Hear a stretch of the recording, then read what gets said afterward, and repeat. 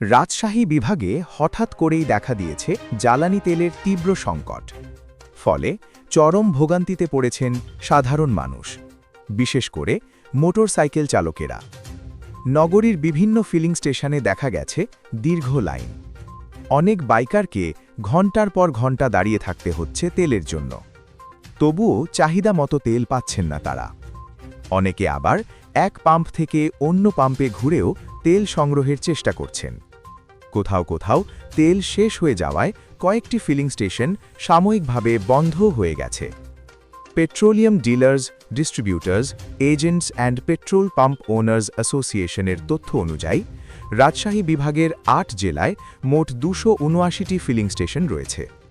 তবে গত ৩ দিন ধরে পেট্রোল ও অকটেনের সরবরাহে ঘাটতি দেখা দেওয়ায় পরিস্থিতি জটিল হয়ে উঠেছে।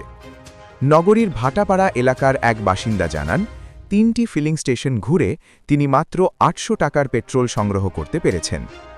এদিকে পাম্প মালিকদের সংগঠনের রাজশাহী বিভাগের সাধারণ সম্পাদক আব্দুল জালিল জানান, মধ্যপ্রাচ্যে চলমান ইরান যুদ্ধের প্রভাবেই তেল সরবরাহে সমস্যা তৈরি হয়েছে।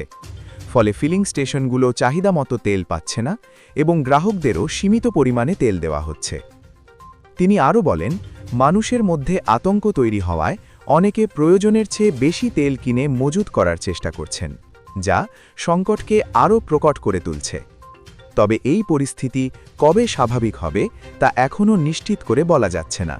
আমি দেখতে পাচ্ছি যে বাইকে তেল না দিয়ে বোতলের মধ্যে তেল দিচ্ছে। না, বোতলের মধ্যে আমাদের এখানে সরকারের সাথে রিলেটেড আমরা সরকারি অফিসকে ম্যাক্সিমাম সময় তেল দিই। সরকারের যেগুলো আপনাদের একটা ভুল ধারণা আছে যে আমরা যারে দিচ্ছি, যাদেরকে দিচ্ছি ওরা সরকারি জেনারেটরের জন্য। যারে না, আমরা দেখেছি বোতলের মধ্যে না, বোতলের মধ্যে এটা আপনাদের ভুল ধারণা। আমরা যারে দিচ্ছি এটা সব সরকারি স্লিপ জমা হয় ভিতরে, এটা কেটে স্লিপ। তারপরে আমরা এটা পুলিশ কমিশনার, বিভিন্ন থানা, ওসি, এমপি বিভিন্ন জায়গাতে আমরা এদেরকে জেনারেটরের জন্য দিচ্ছি।